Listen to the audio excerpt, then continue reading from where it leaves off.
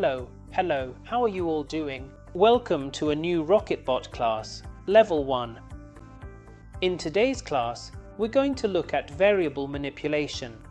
That is, we're going to see how you can actually manipulate the data or information you have inside variables. I've prepared a small robot so that we can go over the different ways to manipulate data. Obviously, we won't be showing all of them here, because otherwise the video would never end. But this is just to give you an idea of how it can be done, and also to clarify that you don't need to have technical or programming knowledge to do it. With just some basic knowledge, you'll be able to do it, but of course, the more technical knowledge you have, the better. Alright, let's get started. We'll see that here under variables, we actually have, well, the variables that we're going to use later on, which are the data variables, and then we have some variables where we'll be storing the results. Okay, to create a variable, we're going to go here to add, for example, and give it a name. Remember that it can't have spaces or special characters. For example, it can't have the letter N, among other things. Let's keep it really simple. For example, I want to name it test1, 2, 3. It's going to create it here. If I don't want it to be visible, if it's a visual thing, I select the password type, and if I need to encrypt it, I just choose that option. Now, if I want to put this particular item into another distinct category, let's say a completely new category, a specific category, we will proceed to create it right here. And now, after this, we will be able to clearly see it positioned within that designated category. Notice that as I modify its data, it will move and be distributed across the categories. What I just did there was remove it from the category. You'll see that the category is deleted when you remove the last variable from it. When you move it elsewhere, that category is removed. Alright, let's start with a simple video. A video so you can see how it works. Alright, in set variables we're going to choose number 1 and leave it in the queue in the counter variable, which we can see is currently empty. Okay, when we run this command, what the counter will do is set itself precisely with the value number 1. Now, if I want to use the counter, for example, to keep adding 1 as a certain action is executed, this is very commonly used in for loops to go through lists. Basically, what I need to do is put the name of the variable +1 and save that expression inside that variable. So, when you run it, what will happen is that the counter won't be 1 anymore, but 2. And as this action keeps running, it will keep adding 1 each time. Alright, then we have other expressions. For example, this is obviously for adding integers, but if, for instance, we want to create a greeting, we create a greeting and set it to hello, the word hello, but I want to add another expression to it. Obviously, adding between words doesn't exist, so what we're really doing is adding between strings. So, if you notice, it uses double quotes. So, in order to add strings, I have to call the variable, specify that it's a string in this case, saludo, specify that it's a string, that's why the double quotes, and then I add world to it. And that result, I store it in the variable saludo. So, when I run this, automatically in saludo we'll see that it says Hola Mundo, which in programming terms means the string from the variable saludo, which was Hola, plus, in double quotes, space, Mundo. And there we have the concatenation of characters. Alright, for example, here's a very clear example that often happens when you extract data, for instance, from web pages. What usually happens is that when you extract, for example, a number, an integer and so on, since Rockbot declares or sets it as an integer, it needs to add the decimal, so it stops being well. To determine that the flow becomes an integer, it adds the 0.0 as a decimal. But what happens then? What happens is that sometimes we are extracting, for example, a phone number like in this case, and it's a phone number and it brings it with the 0.0, and that's what's saved in the phone variable. So here we're going to see that this phone number is this number, 0.0, But as we all know, cell phone numbers and so on, none of them have decimals, they're whole numbers. So, for that, there are two ways. We have the Python expression, which basically means calling the integer function on this variable we see here, which is the one that contains the phone number, and we save it again in that variable. So, if we run this command, we'll see that the phone number is back, or rather, the phone number has become an integer and is now being displayed correctly.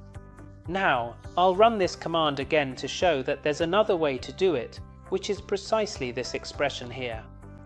Here, I call telephono as a string in this case, and I use Python's regular expression, which is the replace method. Basically, notice that the structure of replace is parentheses, and inside single quotes, what I want to replace, then a comma, and in single quotes again, what I want to replace it with. Notice that I want to replace the .0, which is right here, right? With absolutely nothing, I mean just nothing at all. That's why I put two single quotes with no character in between. So basically, what I'm saying is that in telephono, replace where it says .0 with nothing. So if I run this, we'll see that telephono has .0. I run this, and telephono removed, telephono removed the .0, so now it's back to, the data is as we need it, which in this case, a phone number is an integer. Alright, notice here I'm showing you that for the same thing I'm using two different expressions. That means that for the same, action, you can execute it in several ways. That doesn't mean that one is wrong or the other is wrong. Absolutely, if you get the same result, both are correct. Obviously, here it depends on what you're familiar with and what you know. But I'm showing you this so you don't get scared if you know another way, you can use that too, as long as it fits, Python's language, right? Don't forget that. Alright, then, for example, here we have a list of numbers, right? You'll see it's 1, 2, 3, 4, 5, 20, 25, and so on, and so on. Notice that it's made up of both even and odd numbers. And what I need to do here is basically extract only the even numbers. How can I do that? Alright, let's look at this regular expression, which basically says, go through each number one by one, that is, num for num in the list of numbers, which is the list I just showed you. If the remainder, that is, if num %2, which means the remainder of, is equal to 0, that means it's an even number, that's the expression to say it's an even number. So, store all those numbers in the even underscore numbers list. Notice that the even underscore numbers list is here, and it's empty. And if I run this command, we'll see that in the even underscore numbers list there's 2, 4, 20, 50, 78, 92, and 100. Notice that it extracted the even numbers from this list. It left out 3, 5, 25, 53, 75, 99, and that's it. Oh, and 1, I forgot about 1. Alright, that's one way to express it, there must be others as well. But I wanted to show you this so that if you ever have an exercise or need to do this kind of task, you can see how easy and quick it is to solve. Alright, now we're going to show you, I want to show you a text. This text basically says, I want to split this text by a comma, and here, all of that text is in a single variable. So, what I need is for this text to be divided wherever there is a comma. Since here we see that there's only one comma, the text will be split at that point. That is, from this text, we're going to have two separate texts. Alright, so what we do is texto, I call the t the text in string.split, which basically what I'm saying here is, to the text, I convert it to a string, that's why I use double quotes, .split, which basically splits it. Where the comma is, see. Okay, if you look, here I used single quotes, single quote, I open it and specify what I want to split it by in this case, by a comma, and I save it in texto_split. if we go to texto_split, we see that we don't have anything, and when I run this command, let's see what we get. Since I want to split this text by a comma, what I got is a list with 2 elements. I want to split this text on one side and by a comma on the other. That's how you can split texts based on a criterion on an element, which in this case was the comma. Alright, now I have this money, right? This variable is called dinero, money, which basically there are web pages where sometimes, instead of to declare decimals, they use either a period or a comma. For this example, let's use the period, where here we have the number 12,000 and we have the 0.0 at the end, which I want to remove, I want to get rid of. Now, how do I do that? Alright, let's go to the first option, which is this one, excuse me. There it is. Where I say the replace.sub, I want to replace this term. Then, comma, I open single quotes. Here I put notice that in this section I put what I want to replace it with, in this case with nothing. Of what? Of the variable dinero. I convert it to a string and save that variable, that result in the variable dinero. Alright, remember that I have the 12,000, which basically I want to remove the 0.0, but notice that here there's another 0.0. Look what happens. If I run this, what it's going to return is a 12. Why? Because it removed all the 0.0s there are, I mean everything from the 0.0 onward.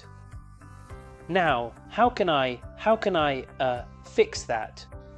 Basically, I'm going to indicate it using the $sign, which is here, re.sub, it's the same, 0.0, and with the $sign, what I'm indicating is that it should do it at the last position, meaning it shouldn't take all the previous ones and should only go to the last one. So, in this case, what it's going to do is work on this last 0.0. So, I run it and basically I got the number I wanted, which is 12,000, without any decimals. That's another one. And then, for example, we have one last example, which is basically when your DEA working with large texts, where there are line breaks, some text, maybe a paragraph you extract from the internet and so on. How do you handle those line breaks? Well, you handle them as follows. Basically, what I have to do is, what I'm going to do in this example is look for the word texto. So here I'm saying, if texto exists in the variable texto_gan_bejos_saltos, basically the word texto, I'm going to look for this word, right? So I want to see if it exists.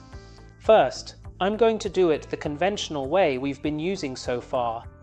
So, if texto, the word itself, is or is found within the variable texto_saltos, it's going to return a result, a true, a false, a boolean.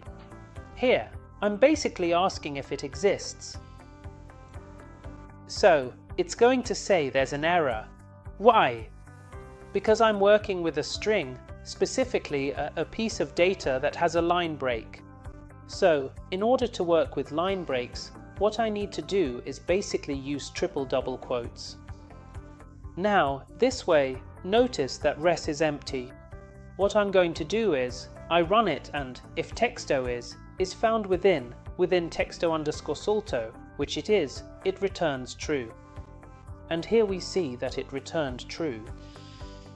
Well, that's it for today's class. A bit of variable manipulation to see how variables can be handled, how you can work with the data inside them, and some examples so you can start getting familiar.